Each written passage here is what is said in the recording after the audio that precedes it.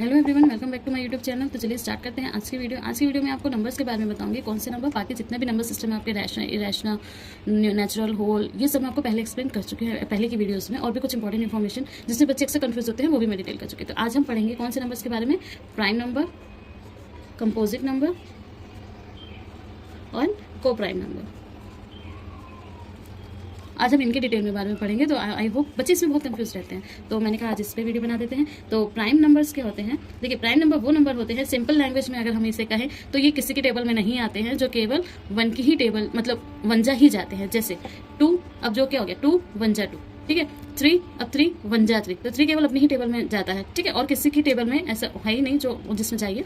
अब इसकी बात करें 5, तो 5 1 जा 5, ठीक है। अब 6 की बात करें तो 6 जो होता है वो 2 3 जा होता है। 6 जो है, दिखाई नहीं दे रहा, आई थिंक 2 3 जाए। अब 6 जो किसकी टेबल, 2 के भी टेबल में आता है, 3 के भी टेबल में आता है, तो 6 जो है वो प्राइम नंबर नहीं है। 7, ठीक है। या इसको हम दूसरी लैंग्वेज थोड़ा मैथमेटिकल फॉर्म में अगर हम कहें तो प्राइम नंबर्स वो नंबर्स होते हैं जिनके फैक्टर्स और नहीं हो सकते, या जिनके फैक्टर्स नहीं होते हैं, ठीक है। तो वो प्राइम नंबर की कैटेगरी में आते हैं। कंपोजिट नंबर क्या होते हैं?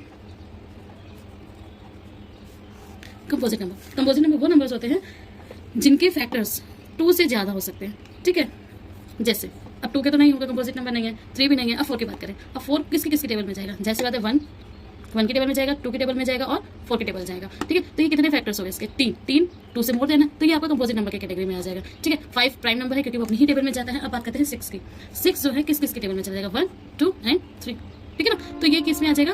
कंपोजिट नंबर की कैटेगरी में। अब 8 की बात करते हैं तो 8 किस में जाएगा? 2 की टेबल में भी चला जाएगा, 4 की टेबल में भी चला जाएगा, 8 की टेबल में चला जाएगा, तो ये क्या हो जाएगा? कंपोजिट नंबर, ठीक है। या हम कंपोजिट नंबर को मैथमेटिकल फॉर्म में ये भी कह सकते हैं कि जिसके फैक्टर करना पॉसिबल होता है, जिसे हम फैक्टर्स क्या है कर सकते हैं, वो कंपोजिट नंबर की कैटेगरी में आते हैं ऐसे नंबर। अब बात करते हैं को प्राइम नंबर्स की।